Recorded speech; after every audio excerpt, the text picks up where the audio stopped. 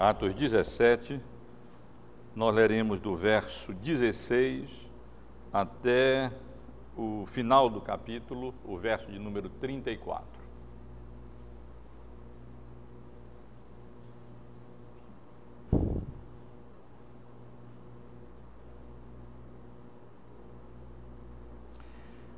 Enquanto Paulo os esperava em Atenas, o seu espírito se revoltava em face da idolatria dominante na cidade. Por isso dissertava na sinagoga entre os judeus e os gentios piedosos, e também na praça todos os dias entre os que se encontravam ali. E alguns dos filósofos epicureus e estoicos contendiam com ele, havendo quem perguntasse: o que quer dizer esse tagarela? E outros: parece pregador de estranhos deuses, pois pregavam a Jesus e a ressurreição. Então, tomando-o consigo, o levaram ao Areópago, dizendo: podemos saber que nova doutrina é essa que ensinas? Posto que nos trazes aos ouvidos coisas estranhas, queremos saber o que vem a ser isso. Pois todos os de Atenas e os estrangeiros residentes de outra coisa não cuidavam senão dizer ou ouvir as últimas novidades. Então Paulo, levantando-se no meio do Areópago, disse: senhores atenienses, em tudo vos vejo acentuadamente religiosos, porque passando e observando os objetos do vosso culto, encontrei também um altar no qual está inscrito: ao Deus desconhecido. Pois esse que adorais sem conhecer é precisamente aquele que eu vos anuncio, o Deus que fez o mundo e tudo o que nele existe. Sendo ele Senhor do céu e da terra, não habita em santuários feitos por mãos humanas, nem é servido por mãos humanas, como se de alguma coisa precisasse, pois ele mesmo é quem a todos dá vida, respiração e tudo mais. De um só fez toda a raça humana para habitar sobre toda a face da terra, havendo fixado os tempos previamente estabelecidos e os limites da sua habitação, para buscarem a Deus, se porventura tateando-o possam achar, bem que não está longe de cada um de nós, pois nele vivemos e nos movemos e existimos, como alguns dos vossos poetas têm dito, porque dele também somos geração. Sendo, pois, geração de Deus, não devemos pensar que a divindade é semelhante ao ouro, à prata ou à pedra trabalhada pela arte e pela imaginação do homem. Ora, não levou Deus em conta os tempos da ignorância. Agora, porém, notifica aos homens que todos em toda parte se arrependam, porquanto estabeleceu um dia em que há de julgar o mundo com justiça, por meio de um varão que destinou e acreditou diante de todos, ressuscitando dentre os mortos. Quando ouviram falar da ressurreição dos mortos, uns escarneceram e outros disseram: a respeito disso te ouviremos noutra ocasião. A essa altura, Paulo se retirou do meio deles. Houve, porém, alguns homens que se agregaram a ele e creram. Entre eles estava Dionísio, o Areopagita, uma mulher chamada Dâmaris, e com eles outros mais. Irmãos, eu li toda essa passagem de Atos, capítulo 17, a partir do versículo 16 até o final do capítulo, não porque vou expor a passagem. Eu, na realidade, já fiz isso, não faz tanto tempo assim, quando nós estudamos o livro de Atos dos Apóstolos, aos domingos à noite, e chegamos então ao capítulo 17, E depois de havermos estudado a obra missionária do apóstolo Paulo e Silas em Tessalônica, e depois em Bereia, o apóstolo Paulo chegou a Atenas, a grande capital cultural do mundo antigo, e ali teve essas oportunidades aqui relatadas por Lucas para comunicar o Evangelho, tanto informalmente como formalmente. Eu estou lendo essa passagem porque quero utilizá-la como se fosse um caso de estudo, como se fosse um exemplo. Temos estudado sobre evangelização, temos estudado sobre evangelismo, como tenho ressaltado, não com propósito acadêmico, mas com propósito bastante prático de encorajar, animar irmãos e irmãs a desempenharem melhor esse seu papel como sal na terra e como luz no mundo. Mas também temos feito esses estudos com o propósito de não apenas animar e encorajar e conscientizar os irmãos e irmãs da nossa responsabilidade e privilégio que Deus concedeu à sua igreja de sermos esses meios, esses instrumentos para a comunicação do Evangelho e, através disso, para a promoção do reino de Deus nesse mundo, mas eu quero também, na medida do possível, preparar melhor os irmãos nesse sentido. Eu assumo que todos nós estamos cientes do nosso dever, da nossa responsabilidade, ao mesmo tempo desse privilégio, e todos nós estamos desejosos e querendo realizar isso da melhor maneira que nós pudermos. Estou convencido de que, e assumo que essa é a nossa situação. Cada um de nós já compreende perfeitamente que a nossa principal responsabilidade como agentes da promoção do reino de Deus nesse mundo se concentra nas vocações, nas relações, nas quais a providência soberana de Deus nos tem colocado.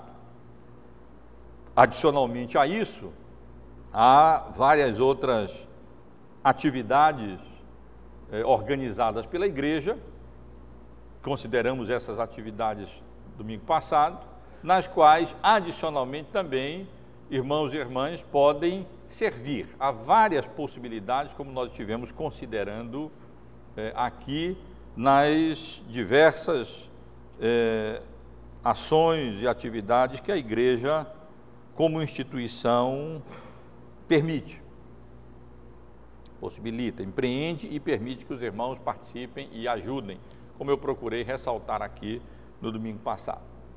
Mas eu penso que ainda cabe tentar ajudar os irmãos a efetivamente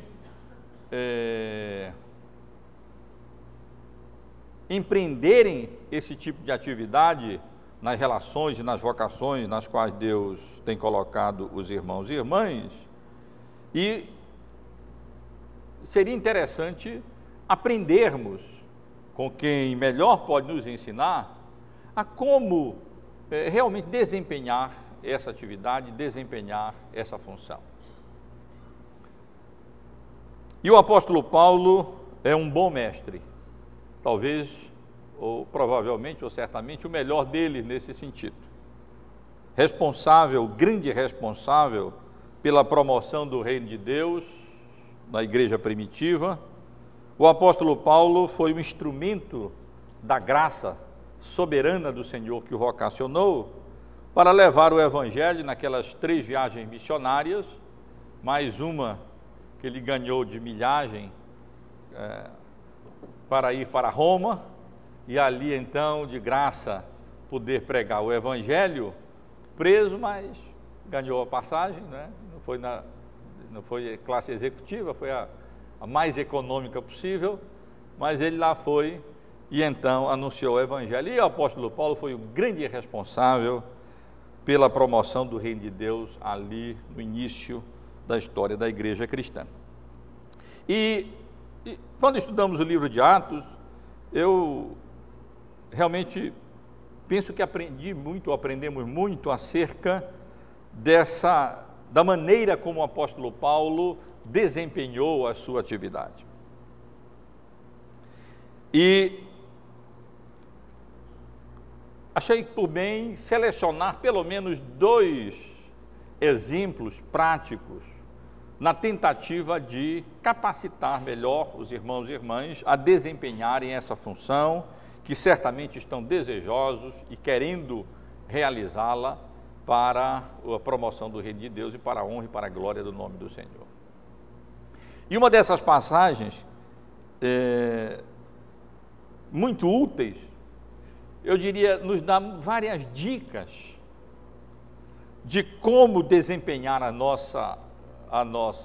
essa nossa atividade, se encontra exatamente aqui na passagem do apóstolo Paulo na cidade de Atenas. Os irmãos ainda devem lembrar, o texto aqui deixa claro, Paulo tinha passado lá por Tessalônica, havia anunciado o Evangelho ali na sua segunda viagem missionária, como era do seu costume, passou lá os sábados, especialmente na sinagoga, arrazoando com eles acerca das Escrituras, expondo e demonstrando ter sido necessário que o Cristo padecesse e ressurgisse dentre os mortos, e que esse é Jesus Cristo a quem o apóstolo Paulo pregava. Depois foi para Bereia, lá mais uma vez anunciou o Evangelho, especialmente aos judeus, que foram considerados ainda mais nobres do que os de Tessalônica, porque receberam de fato a palavra de Deus com avidez, eles levavam as Escrituras tão a sério que se dedicavam julgavam necessário avaliar, de acordo com as Escrituras, aquilo que eles estavam ouvindo, e ao invés de agirem de maneira preconceituosa para com a pregação do Evangelho, eles foram ver se as coisas eram de fato assim. Se as doutrinas que o apóstolo Paulo pregava, se a teologia que ele anunciava, de fato era compatível com as Escrituras do Antigo Testamento, inspiradas pelo Espírito Santo de Deus também, se elas estavam realmente alicerçadas nas verdades de Deus reveladas na sua palavra. E depois então, o apóstolo Paulo, perseguido, que foi, não pelos de Bereia, mas por judeus de Tessalônica que foram até Bereia, e ali então o apóstolo Paulo teve que fugir, foi para Atenas, lá aguardou a chegada de Silas e Timóteo, os seus colaboradores, para então dar continuidade ao seu trabalho missionário, à sua obra evangelística, e assim anunciar o Evangelho ali na cidade de Atenas. E exatamente nesse relato, irmãos, é que nós encontramos várias dicas ou várias indicações do método, da estratégia, da maneira que o apóstolo Paulo utilizava para efetivamente implementar essa sua abordagem e assim poder comunicar e anunciar o Evangelho. E eu quero comentar com os irmãos e sugerir que os irmãos, nessa atividade, com vistas a alcançar aquilo que querem, que é comunicar o Evangelho, especialmente, como eu tenho procurado ressaltar tanto, nas relações e nas vocações nas quais Deus tem graciosamente, soberanamente colocado os irmãos na sua providência, que nos conduz, que nos dirige em todas as circunstâncias da nossa vida, em todo momento, a qualquer instante. Quero sugerir que essa passagem tem muita coisa a nos ensinar sobre como nós podemos desempenhar bem e levar a efeito essa atividade evangelístico, essa atividade missionária. Eu quero, em primeiro lugar, chamando a atenção para o texto, sugerir que é preciso, com esse propósito que eu tenho mencionado, nós reagirmos de maneira apropriada diante das manifestações da ignorância, ou de ignorância espiritual que nós constatamos. Lendo esse texto, é o que a gente percebe logo de imediato. O apóstolo Paulo chegou em Atenas, uma cidade magnífica, uma cidade esplendorosa, mas ele não chegou ali como turista. Ele não chegou ali simplesmente para admirar as obras de arte da grande capital cultural do mundo de então, apesar de já se encontrar em certa decadência. Mas o que realmente chamou a atenção do apóstolo Paulo não foi tanto a beleza da arquitetura grega ali da cidade de Atenas, ou das esculturas, ou do urbanismo ali da cidade, mas o que realmente chamou a atenção mais do apóstolo Paulo foi, como nós já consideramos aqui quando estudamos o livro de Atos, a idolatria reinante na cidade. Era uma cidade dominada por ídolos, era uma cidade sufocada por ídolos, a ponto de escritores antigos dizerem que era mais fácil encontrar um ídolo na cidade de Atenas do que uma pessoa. Havia ídolos nos prédios públicos, havia esculturas de ídolos nas praças da cidade, nas ágoras, havia ídolos nos pórticos das casas. Enfim, a cidade era dominada por ídolos. Aquele povo tão culto para os moldes da época e até de hoje, no entanto, manifestava uma ignorância profunda das verdades espirituais, das realidades espirituais, ao ponto de se entregar a uma gritante idolatria, como acontecia ali na cidade de Atenas. E o que chama a atenção, meus irmãos, é a maneira como o apóstolo Paulo reagiu diante da idolatria dominante na cidade. E eu quero sugerir aos irmãos que a coisa deve partir mais ou menos daqui, na nossa atividade missionária, na nossa atividade evangelística, de maneira muito prática. E para isso é preciso que nós não percamos a capacidade de nos indignar como o apóstolo Paulo se indignou em face das manifestações de ignorância espiritual que se encontra ao nosso derredor. Enquanto Paulo os esperava em Atenas, o seu espírito se revoltava em face da idolatria dominante na cidade. Dificilmente, repito, dificilmente os irmãos e irmãs vão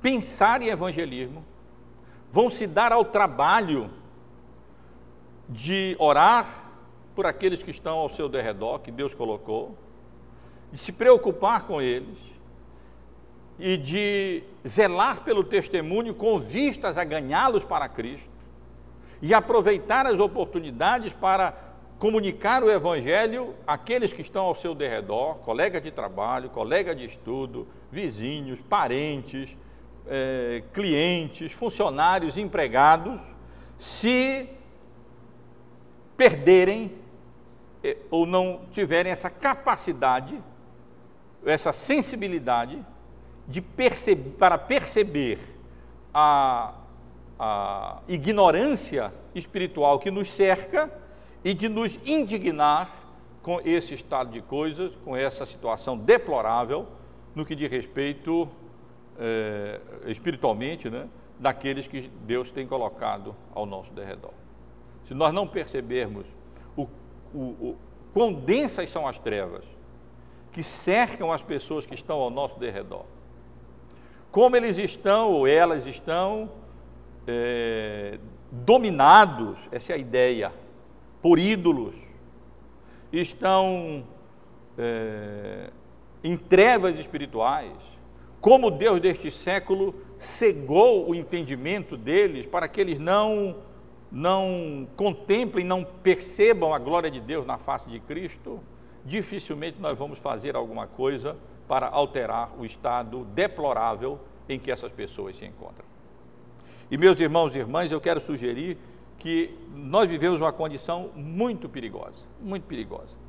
Nós estamos debaixo do perigo de nos acomodarmos, de nos acostumarmos de tal maneira com estas manifestações de idolatria e de ignorância espiritual, de maneira mais variada, que nós podemos chegar ao ponto de nos tornar insensíveis para com essa situação e perdermos de vista ou não termos a capacidade de discernir e perceber e mais, nos indignarmos mesmo diante da situação deplorável em que essas pessoas se encontram e diante da blasfêmia e da maneira tão indigna como tratam das realidades espirituais e como concebem a Deus. E quero sugerir, portanto, aos irmãos que a coisa precisa começar por aqui.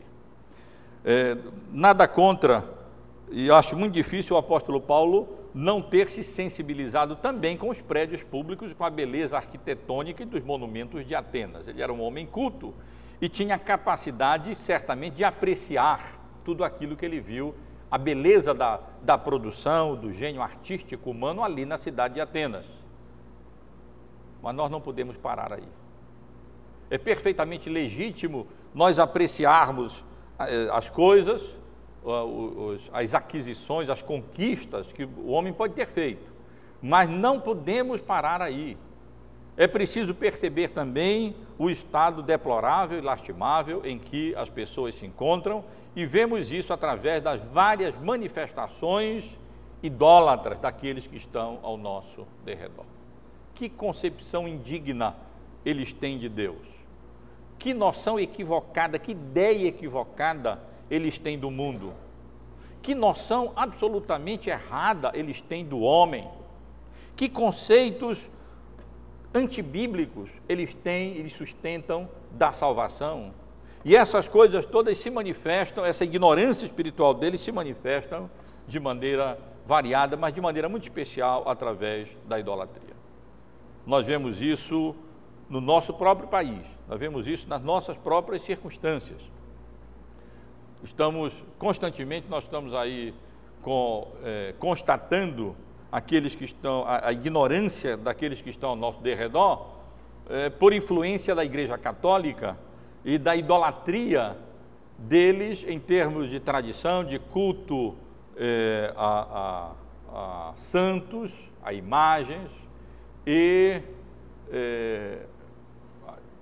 submissão a todo aquele tradicionalismo católico romano que na realidade promove a superstição e a ignorância espiritual. Como se não bastasse, nós temos todo esse espiritualismo, essa superstição, esse misticismo, esse ocultismo que nós herdamos de descendentes africanos e também indígenas, e isso acaba se mesclando com a religiosidade do nosso povo.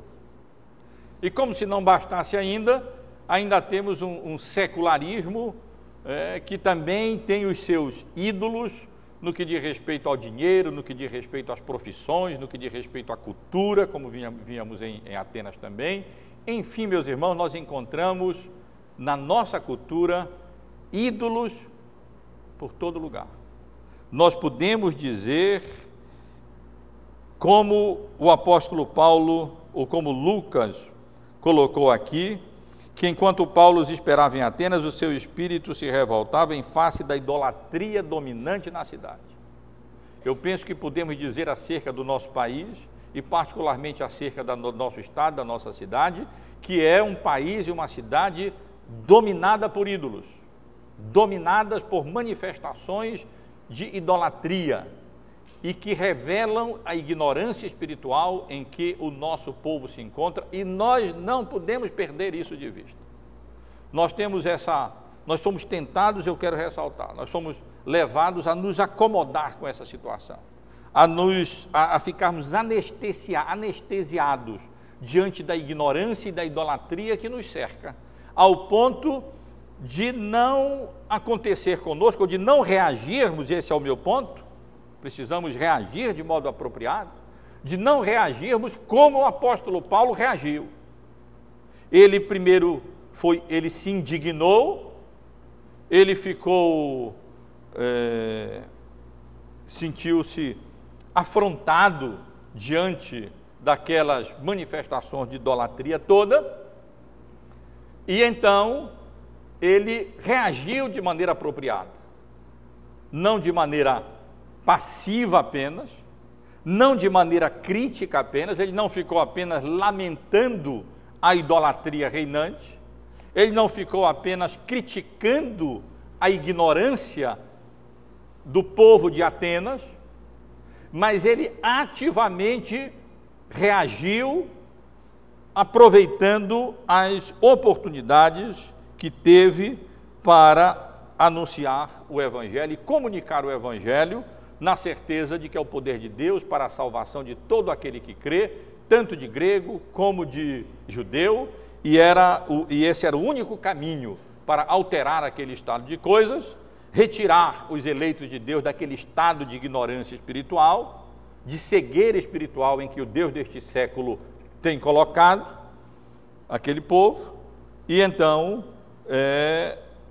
promover o reino de Deus e a honra e a glória do Deus a quem o apóstolo Paulo anunciava, do Deus a quem o apóstolo Paulo pregava.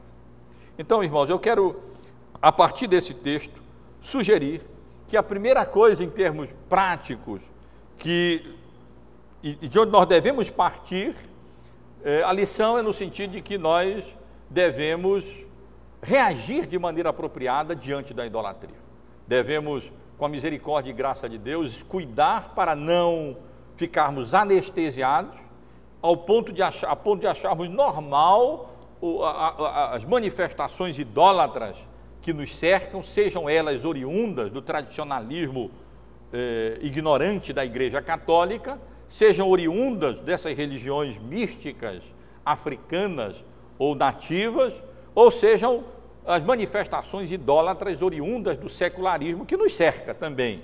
E quantas pessoas se entregam a ídolos como dinheiro, como prazer e como outras formas de idolatria, que são colocadas como primeiro lugar a ser buscada, e então tudo na vida dessas pessoas gira em torno disso, e esse passa a ser o seu ídolo, e isso também revela uma profunda ignorância espiritual, trevas muito densas naqueles que não têm percepção e compreensão das verdades que Deus revela na sua palavra. Portanto, não perca essa capacidade de se indignar diante da idolatria e da ignorância espiritual e das trevas em que o nosso país paira, nossa cidade e certamente muitos daqueles que estão ao redor dos irmãos e irmãs que Deus tem colocado diante dos irmãos.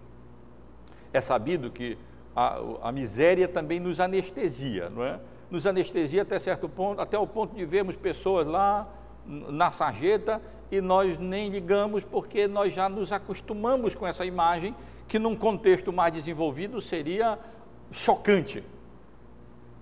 Mas mais chocante ainda é o estado de miséria terrível em que as pessoas se encontram ao nosso derredor e nós perdemos a capacidade de nos indignar diante dessas manifestações de trevas espirituais e de ignorância espiritual em que os nossos próximos se encontram, aqueles que Deus tem colocado com as maiores necessidades, que são necessidades espirituais, se encontram, e nós podemos ficar insensíveis, ou se não insensíveis, não reagir de maneira apropriada, de maneira positiva, que não é meramente pacífica de se lamentar ou de criticar, mas de ativamente desempenhar o nosso papel como sal na terra e como luz no mundo, para que essas pessoas possam ser arrancadas desse estado deplorável, lamentável, espiritual, no qual eles se encontram.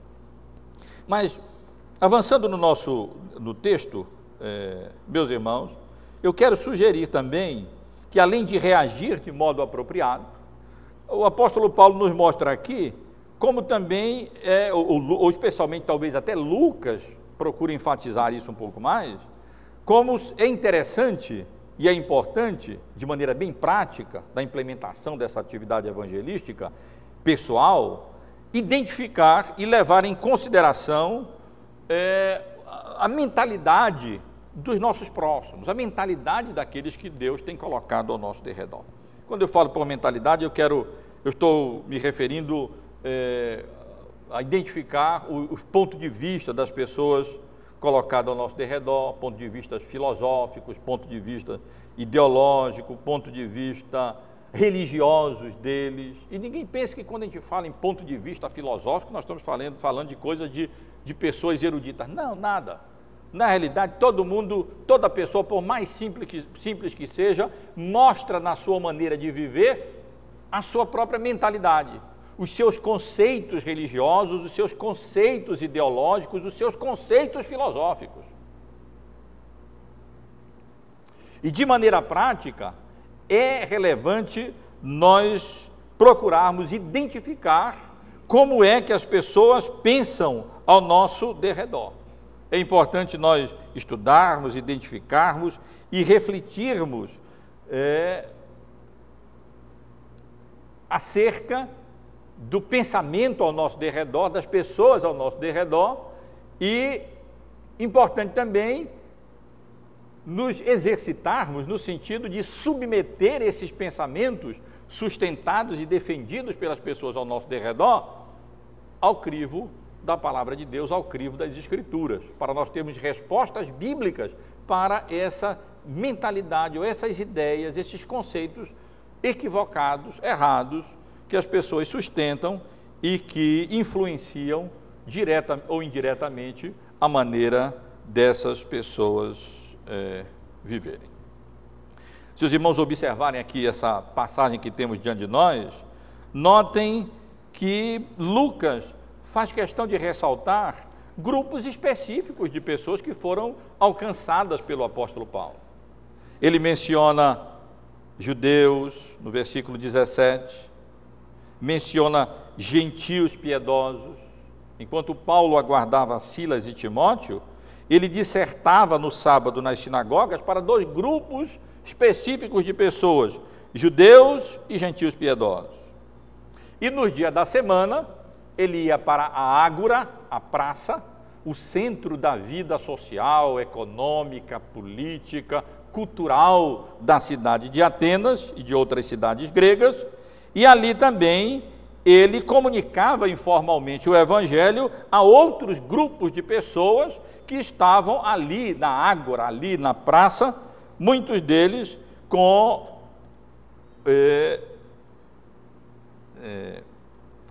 envolvidos nessa atividade cultural de falar e ouvir as últimas novidades, as manchetes do dia, as notícias que corriam e os pensamentos que ali eram expostos e sustentados apresentados e defendidos. Vejam só aqui, meus irmãos, nós encontramos 4 grupos de pessoas e 4 grupos de pessoas que certamente representam grupos de pessoas que se fazem presente quase que em todos os grupos de relacionamentos em que os irmãos e irmãs se encontram colocados. Quase que em qualquer lugar, no seu ambiente de trabalho, na sua vizinhança ou família, os irmãos vão encontrar grupos de pessoas mais ou menos com pensamento como esses que nós encontramos aqui.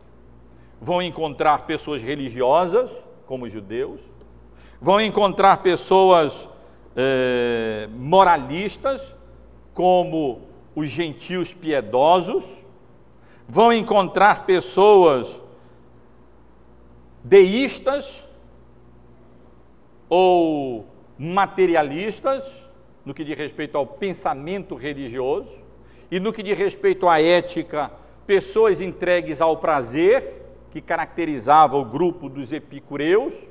Essa mais ou menos, talvez dessa maneira possa ser resumida a filosofia epicurista. Em termos religiosos, talvez pudéssemos definir a filosofia de vida deles com uma palavra, o deísmo, ou seja, a ideia de que, tá bom, o mundo pode ter sido criado por Deus, há deuses, mas esses deuses são tão distantes que, na realidade, eles não têm nada a ver com a nossa vida. E do ponto de vista ético, uma palavra talvez resuma o pensamento deles, o prazer. Ora, já que nós não temos que prestar conta aos deuses, que os deuses estão pouco interessados na nossa vida, eles apenas criaram esse mundo e se distanciaram dele, então o melhor que nós podemos fazer, já que não temos que prestar conta a eles, nem tem vida futura, nem nada disso, é simplesmente vivermos a vida aqui como melhor pudermos, no sentido de extrairmos dela aquilo que nos der mais prazer. É a filosofia do prazer. Vamos aproveitar a vida. E certamente, aonde os irmãos se encontram, encontrarão nas suas atividades, nas relações nas quais Deus tem colocado, encontrarão grupos de pessoas com essa filosofia epicurista de vida, que sustenta a ideia de um Deus ausente e, como consequência disso, pratica uma ética de extrair da vida o máximo possível para lhe dar prazer enquanto estamos aqui, porque é isso aqui que nós temos que aproveitar mesmo. E provavelmente, no grupo de relacionamento dos irmãos e irmãs, encontrarão também pessoas que refletem o pensamento estoico, que em termos religiosos pode ser definido como panteísmo, que está de volta com a filosofia da nova era e com esse misticismo e com esse espiritualismo que retorna em pleno século XXI. Deus está em tudo. Deus está na criação, Deus está na natureza, a natureza é Deus, as árvores são Deus, os cristais são Deus, o mar é Deus, e então passa-se a adorar a criação, a criatura, confunde-se Deus com a criatura. E do ponto de vista ético, pessoas que talvez possam ser definidas com uma palavra, disciplina. São pessoas disciplinadas, são pessoas autossuficientes, são pessoas que, como os estoicos, procuravam viver essa vida aqui de maneira a mais íntegra possível, de maneira mais reta possível, mais disciplinada possível, desenvolvendo-se da melhor maneira possível. Provavelmente os irmãos encontrarão nos seus círculos de relacionamento e de vocação na qual Deus tem colocado os irmãos, pessoas que mostram, revelam essas filosofias, esses pontos de vista religioso, filosófico, moral, como esses que nós encontramos aqui, e Lucas faz a questão de distinguir e ressaltar. Pessoas religiosas, pessoas moralistas, pessoas que só vivem para o prazer, para aproveitar a vida e nada mais, pessoas disciplinadas ao extremo, mas todas elas, se não tiverem a Cristo como seu único e suficiente Salvador, estão perdidas, serão condenadas à morte e ao inferno e pairam na ignorância espiritual, pelo menos não conhecem o suficiente para serem redimidas, salvas e feitas novas criaturas em Cristo Jesus, porque isso só acontece na realidade em Cristo Jesus. E é importante, quero sugerir, meus irmãos, nós conhecermos um pouco do pensamento e das ideias que movem as pessoas. Nós normalmente estamos pouco interessados em compreender ou perceber o que as pessoas pensam, e avaliar e analisar, e principalmente passar no crivo das Escrituras, as influências dos pensamentos, das filosofias, das ideologias sobre as pessoas e, o pior, às vezes, sobre nós mesmos. E aí a coisa fica mais difícil, porque aí nós perdemos a capacidade de avaliar e de perceber e de identificar esses pensamentos errôneos, quando muitas vezes nós mesmos, pela influência daqueles que nos cercam, da mídia, da educação, das universidades, acabam diminuindo a nossa capacidade de identificar e de perceber esses enganos e esses erros, esses desvios. E, portanto, eu quero sugerir que é bom os irmãos conhecerem, compreenderem o pensamento, a mentalidade daqueles que nos cercam, até distinguir mesmo como é que eles pensam, que ideias eles sustentam da vida, para que depois, então, a gente possa continuar nessa atividade, com esse propósito. Aqueles que conhecem um pouco sobre o contexto histórico e filosófico da época, podem perceber com clareza como por trás da pregação do apóstolo Paulo, por trás da abordagem aqui do apóstolo Paulo, está a compreensão e o conhecimento daquela mentalidade do pensamento das pessoas às quais ele estava se dirigindo. Várias ideias e pensamentos e noções estoicas e dos filósofos epicureus,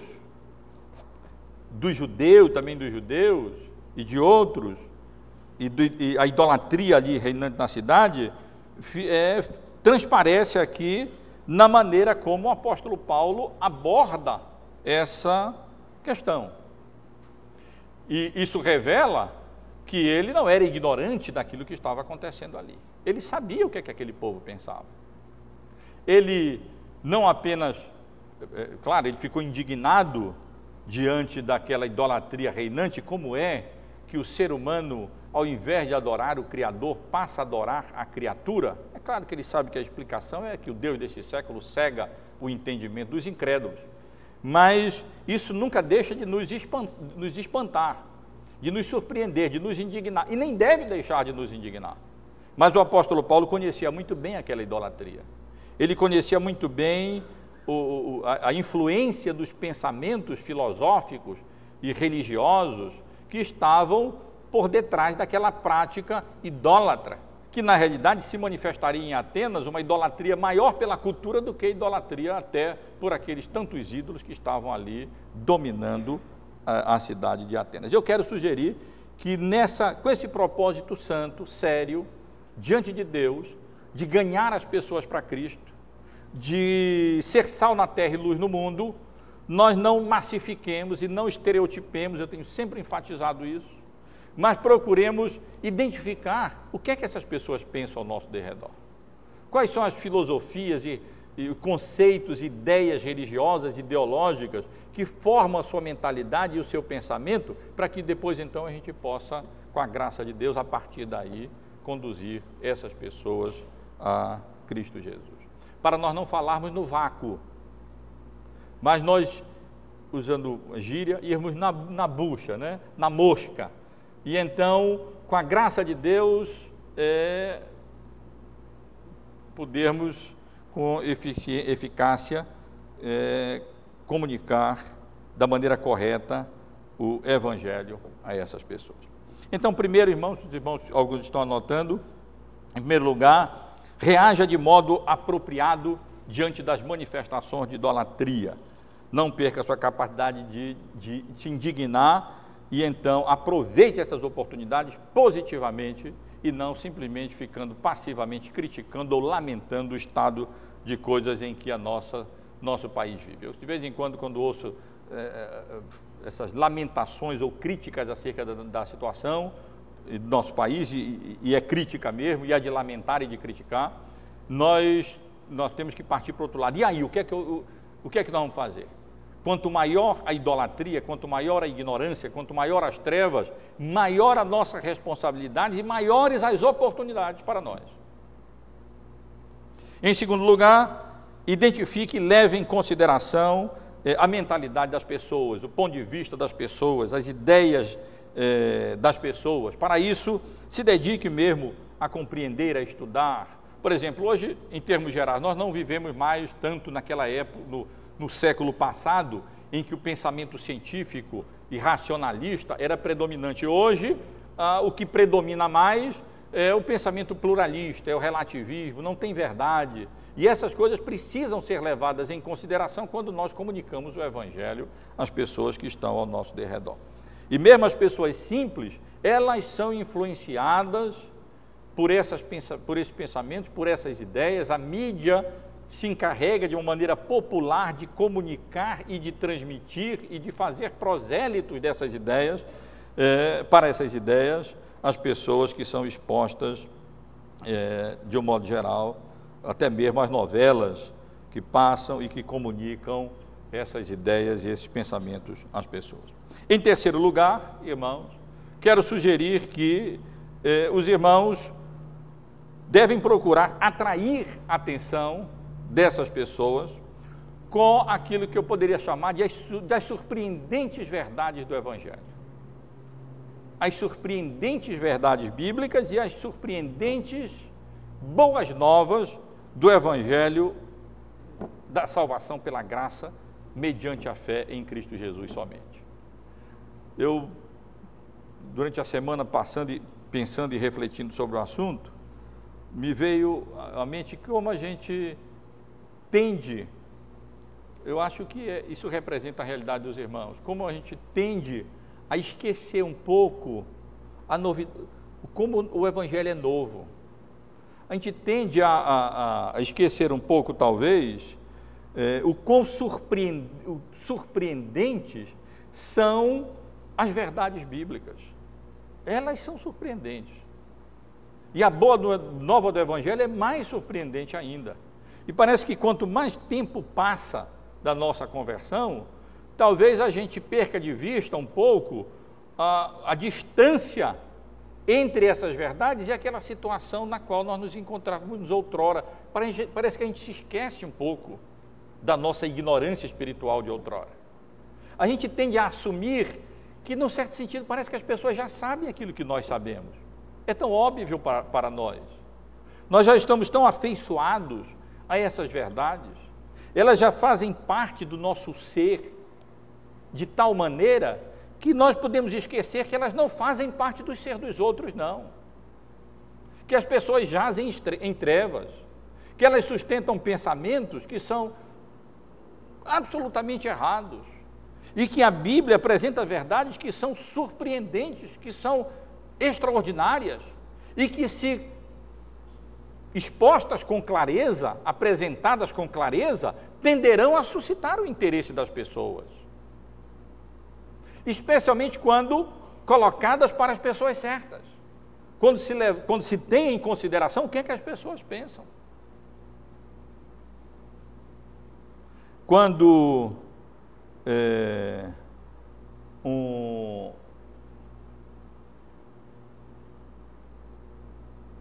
um epicureu desse, ou um estoico desse, ouviu o que ouviu o apóstolo Paulo dizer ali, meus irmãos, eles ficaram estupefatos, eles ficaram curiosos. Eles ficaram tão curiosos que eles passaram a discutir. Eles reagiram. E é melhor a reação, ainda que contrária, do que a apatia no que diz respeito ao anúncio do Evangelho, porque está tocando no ponto, está tendo interesse, está suscitando o interesse das pessoas. E observem que quando o apóstolo Paulo, ali na praça, começou a falar dessas verdades do Evangelho, ele suscitou esse interesse. Olha, alguns dos filósofos epicureus e estoicos contendiam com ele, havendo quem perguntasse: o que quer dizer esse tagarela? Que ideia nova é essa que ele está apresentando aqui? Parece pregador de estranhos deuses? E o interesse suscitado pelo apóstolo Paulo, da maneira como ele falou, foi tal que ele foi convidado a comparecer ao Areópago, que ele foi convidado a expor as suas ideias no local mais apropriado. Não é certo se, nesse momento, o Areópago aqui, na maneira como é mencionada, ainda se refere ao conselho oficial para julgamento das causas, como acontecia, ou se apenas o local, como também era conhecido, o Areópago, onde as pessoas ali se reuniam ainda mais para avaliar ideias e posições, e às vezes questões morais e populares ou religiosas, assim por diante. Mas o fato é que o apóstolo Paulo, aquilo que o apóstolo Paulo comunicou, o evangelho que ele anunciou, as verdades que ele declarou ali, comunicou ali na praça, suscitaram o interesse das pessoas. Suscitaram questionamento, fez com que os filósofos ficassem alertas ali e começassem a debater com o apóstolo Paulo, a questionar ali, a debater, e mais ainda fez com que ele fosse levado ao Areópago com a pergunta: podemos saber que nova doutrina é essa que ensinas, posto que nos traz aos ouvidos coisas estranhas? Queremos saber o que vem a ser isso. É tudo que o apóstolo Paulo queria, não é? É tudo que ele queria. Lá estava, o que ele queria era exatamente pessoas que estivessem interessadas em ouvir. E através das colocações que ele fez ali na praça, ele suscitou o interesse das pessoas. E agora é bem mais fácil nós falarmos o evangelho e comunicarmos o evangelho quando as próprias pessoas nos fazem perguntas e dizem: o que é isso? Lembram da passagem que nós encontramos em 1 Pedro, no capítulo 3, no versículo 15, onde somos exortados a estar sempre preparados para responder a todo aquele que vos pedir razão da esperança que há em nós? Nós não precisamos ficar passivos lá no nosso ambiente de trabalho, esperando que as pessoas venham perguntar qual a razão da esperança que há em nós. Com algumas colocações surpreendentes, bíblicas do Evangelho, nós podemos fazer com que suscitar o interesse das pessoas, de tal maneira que as pessoas venham a perguntar, como perguntaram a Paulo, dizendo: que doutrina é essa? Ou qual é a razão da esperança que há em vós? Tem uma infinidade, a gente poderia pensar numa infinidade de situações e circunstâncias em que algumas asseverações ou declarações bíblicas podem suscitar o interesse das pessoas, porque elas serão surpreendentes para as pessoas que nos cercam. Já pensou num contexto de morte? Morreu um colega de trabalho, faleceu.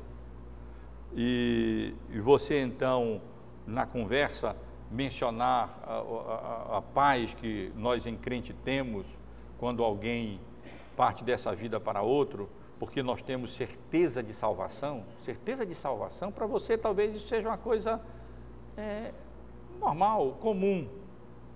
Certeza de salvação para o incrédulo, certeza, absoluta certeza de que já agora nenhuma condenação há para aqueles que estão em Cristo Jesus, que nada nesse mundo poderá nos separar de Cristo, e portanto nós não nos entristecemos como se entristecem aqueles que não têm essa esperança firme de uma vida futura e de salvação em Cristo.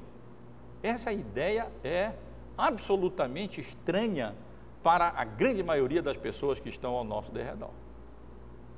E possivelmente, se elas ouvirem essa ideia, o que você tem certeza de salvação, você está seguro de que a partir dessa vida tem outra, depois você está certo de que estará, elas podem lhe dar a oportunidade e fazer a pergunta para você fornecer a resposta correta, como o apóstolo Paulo fez ali na cidade de Atenas. Há tantas verdades sobre o mundo, sobre Deus, sobre o homem, o estado do homem. Muito provavelmente uma mãe com uma criancinha pequena brincando na praça ou com o ambiente com outras mães e outras pessoas, e o seu filhinho fizer uma tolice pequenininho lá com 6 meses, 8 meses, 1 ano, sei lá, 1 ano e pouco, e fizer mostrar aquelas manifestações do pecado, e você então disser: é a natureza pecaminosa dele que está se manifestando, e então falar e indicar que na verdade ele é um pecador, isso provavelmente vai suscitar o interesse das pessoas, que vão dizer: como pecador? É um inocente? Opa, a porta está aberta, né?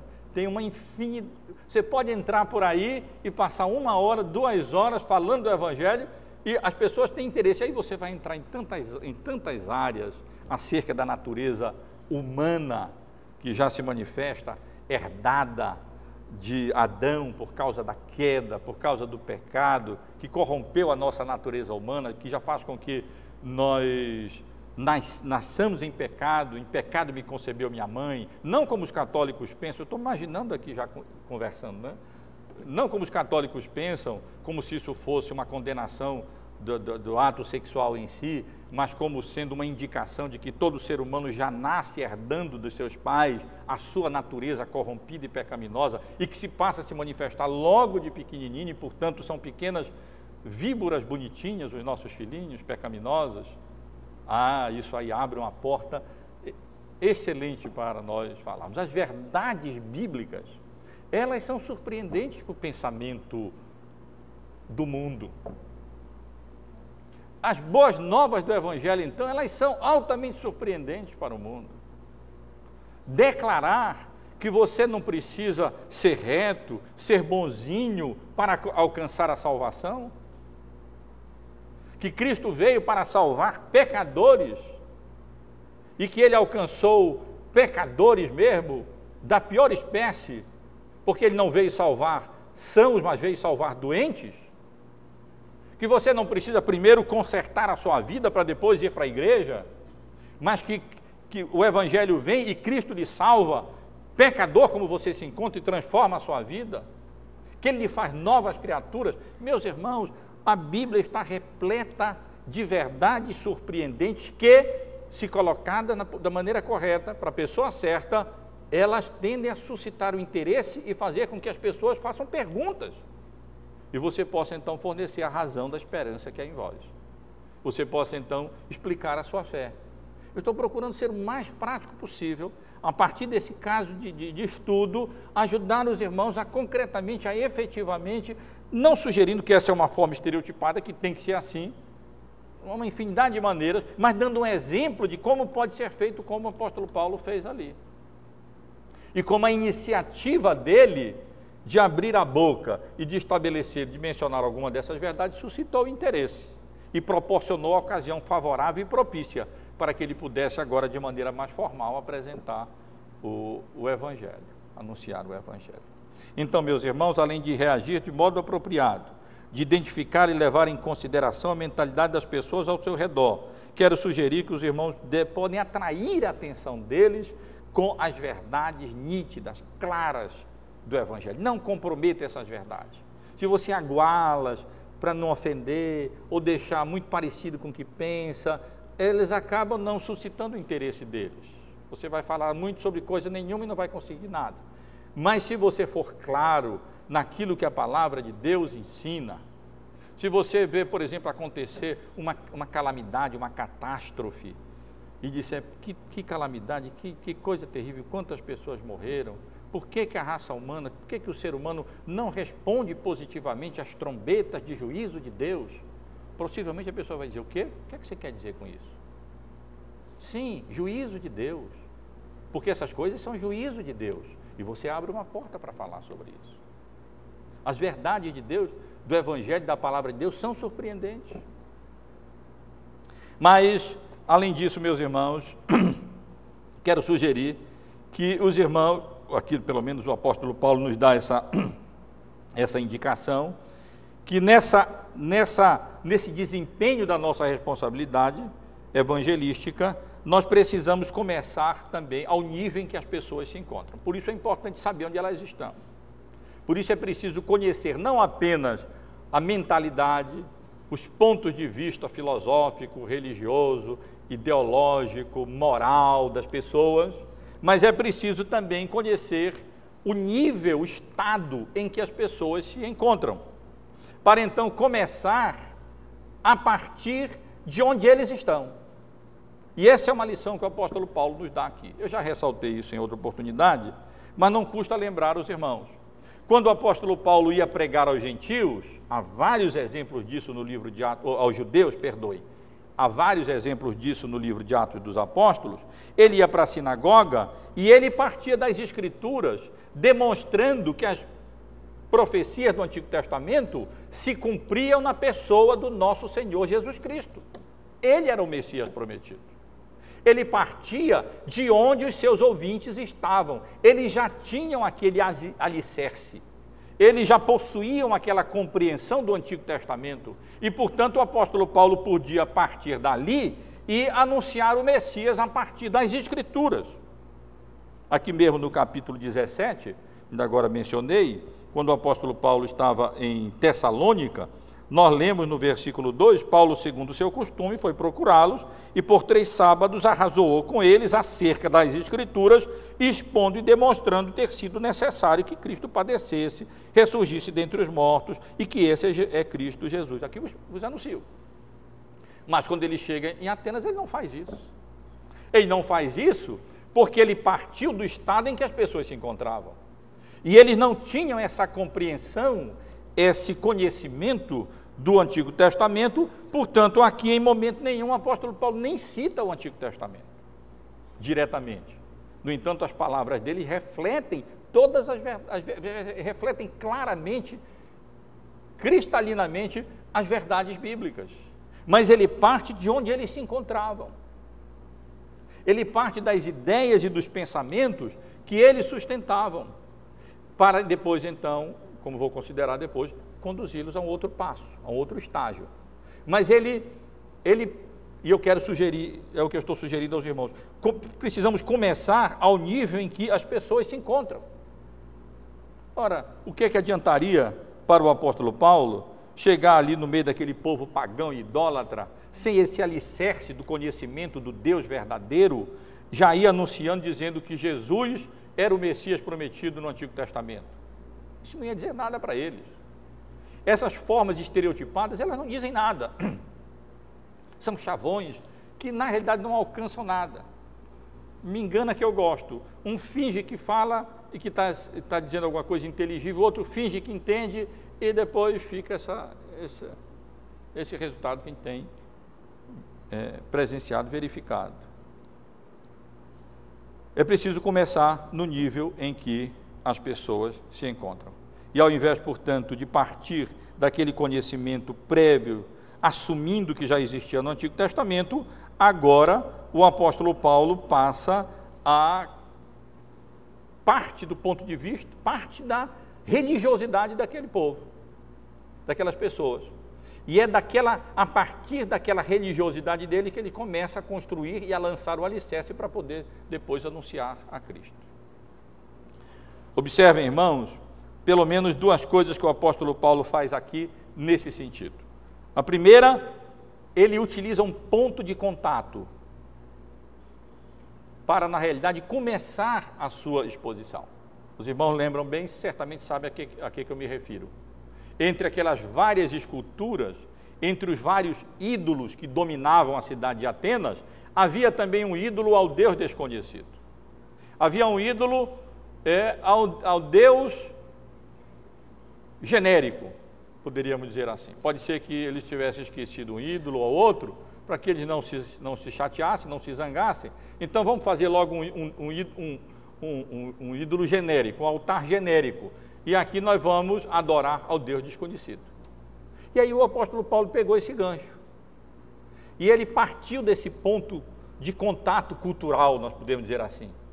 E ele então disse, olha, tenho visto a religiosidade de vocês. Tenho andado pela cidade e visto que vocês são um povo realmente religioso. E observando os objetos do vosso culto, encontrei também o altar no qual está escrito ao Deus desconhecido. Pois bem, esse é o Deus que eu vim anunciar.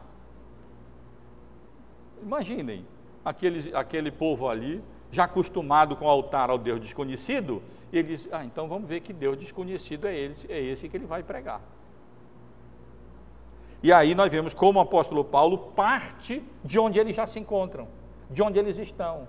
E a partir desse ponto de contato, ele utiliza esse ponto de contato para poder então conduzi-los depois a um estágio mais avançado do conhecimento que a Bíblia revela, porque esse conhecimento não tem jeito, é a única maneira da pessoa ser alcançada e ser convertida.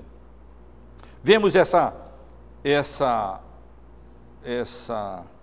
estratégia do apóstolo Paulo de começar ao nível em que as pessoas se encontram, no versículo 28 também, quando ele cita não a Bíblia, mas ele cita os poetas deles, ele cita os autores deles.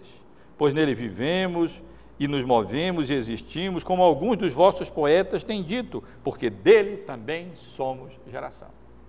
E ao invés de citar a passagem de Isaías, que não ia dizer nada, ou de outro livro do Antigo Testamento, o apóstolo Paulo começa do nível deles. E então, conhecendo, o que já mostra que o apóstolo Paulo conhecia também aquelas literaturas, senão como é que ele ia saber? O que significa que o crente não precisa ler só a Bíblia, ou só livro religioso, que ele pode também ler outro tipo de literatura, até para conhecer um pouco o pensamento das pessoas que estão ali, ao nosso derredor. E então, sabendo o que aqueles autores diziam, ele vê alguma coisa que refletia a verdade, e aonde a verdade estiver, ela é nossa, não interessa se na Bíblia ou em autores pagãos, aquilo que representa a verdade é verdade, então nós somos de fato geração de Deus.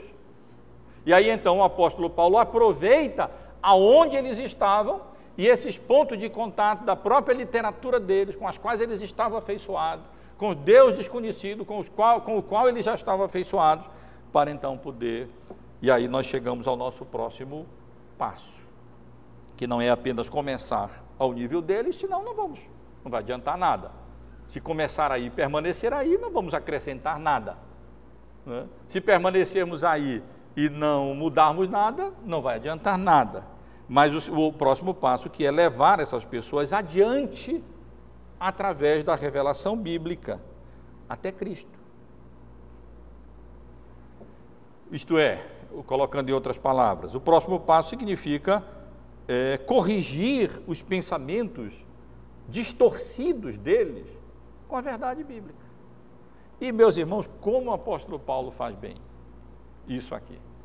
Pensem bem, o pano de fundo é esse, aqui, quando o apóstolo Paulo está falando, a partir do versículo 22, na sua mensagem ali em Atenas. Qual é o pano de fundo? A idolatria, o estoicismo e o epicurismo. Essas ideias que eu estive mencionando aqui.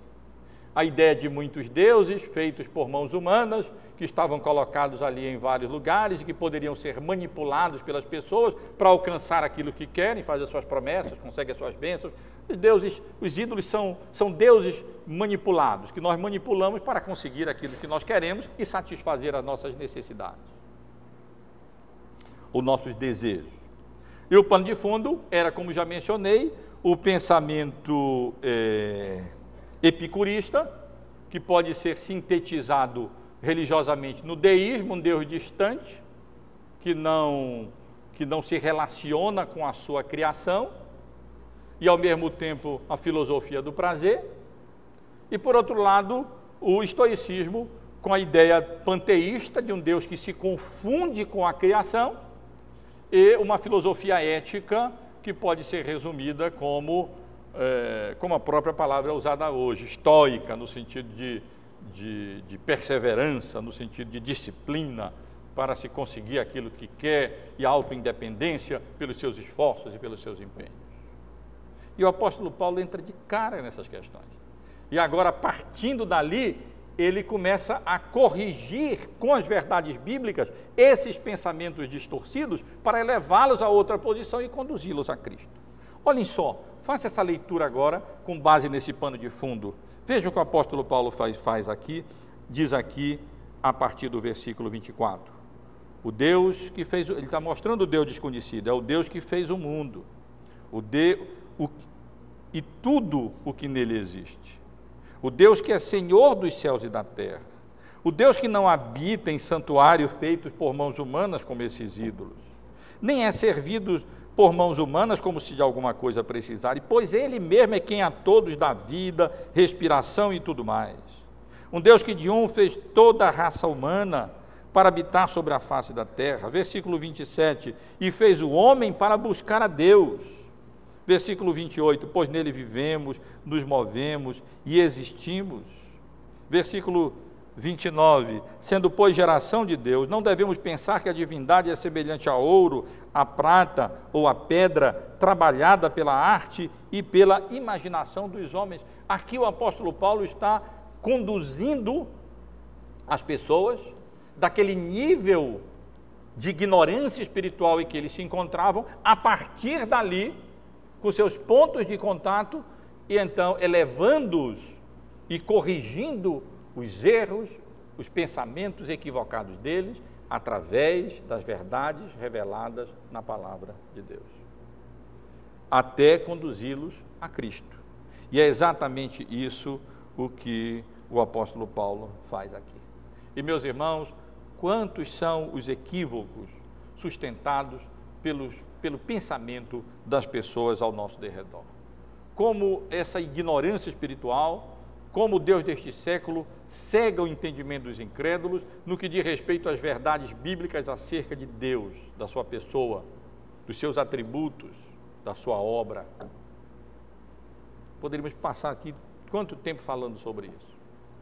Acerca do homem, do seu estado, da sua culpa, da sua condição, acerca do mundo como obra das mãos de Deus, acerca do meio de salvação, acerca de Cristo. Quantos pensamentos distorcidos o seu colega, a sua colega que está ao seu lado tem, mostrando uma ignorância espiritual enorme, e você talvez nem perceba isso, ou nem se dá o trabalho de identificar isso, e então, se identificando ali com eles um pouco, naquilo que é possível se identificar, e com eles até onde der, e depois diz, mas espera aí, mas agora, vejam o que na realidade a Bíblia ensina. A Bíblia ensina isso. É diferente, é totalmente diferente. Longe de Deus ser um Deus ausente, como pensavam alguns daqueles filósofos. Um Deus que criou e está distante. Não, o Deus é quem nos dá vida, respiração e tudo mais. Ele é presente, Ele é o preservador, Ele é o mantenedor da sua obra criada e não apenas o Criador. Ele continua governando o universo que Ele criou. E isso traz implicações morais, sim, para a nossa vida. E dessa maneira, os irmãos podem não apenas começar ao nível deles, mas com as verdades bíblicas, elevá-los até conduzi-los a Cristo, corrigindo os pensamentos errados e apresentando assim aquilo que a palavra de Deus nos ensina. O nosso tempo já está tão avançado, irmãos, eu quero só mencionar 2 outros itens que eu não tenho condição de interromper aqui. Depois disso, então, vejam como o apóstolo Paulo confronta os ouvintes. Confronta com a bondade e severidade de Deus. Nos versos 29, nos versos 30 e 31, com a longanimidade, com a tolerância, com a paciência de Deus, mas ao mesmo tempo com a severidade de Deus, que estabeleceu um dia em que há de julgar o mundo com justiça, por meio de um varão, isto é, Cristo, que Deus autenticou e designou diante deles, ressuscitando dentre os mortos. E veja no versículo 30, aonde Paulo menciona agora, porém, Deus notifica os homens em toda parte que se arrependam. Como é preciso, a partir daí, nós confrontarmos o homem com a sua culpa, com o seu pecado e com a necessidade deles se arrependerem. Confrontar o homem com a longanimidade de Deus, com a misericórdia de Deus. Você já poderia ter sido fulminado, destruído por Deus. Mas Deus é gracioso e misericordioso e está dando uma oportunidade para você. Se arrependa dos seus pecados. E não deixem que os pecadores ao seu redor, as pessoas ao seu redor, desviem você do foco com questiúnculas acadêmicas, como a mulher samaritana tentou fazer, quando, na verdade, eles precisam ser confrontados com problemas morais deles. Muitos maridos tu já tiveste. E esse que tu tens agora e com o qual tu estás vivendo com ele, dormindo com ele, não é teu marido. E as pessoas, às vezes, tentam fugir dessa situação em que muitas vezes, de pecado, em que muitas vezes se encontram, e, portanto, elas precisam ser advertidas com relação à bondade e à misericórdia de Deus, mas também com relação à severidade de Deus. e a necessidade de arrependimento e de se confiarem a Cristo para que possam ser salvos. E finalmente, meus irmãos, um último conselho prático no que diz respeito a essas coisas: não confie os resultados em si próprios, mas confie os resultados ao Espírito Santo de Deus. Eu penso que no que diz respeito ao evangelismo pessoal, vale a mesma coisa no que diz respeito à pregação do Evangelho. Nós temos que nos empenhar, nos esforçar, fazer o melhor que estiver ao nosso alcance.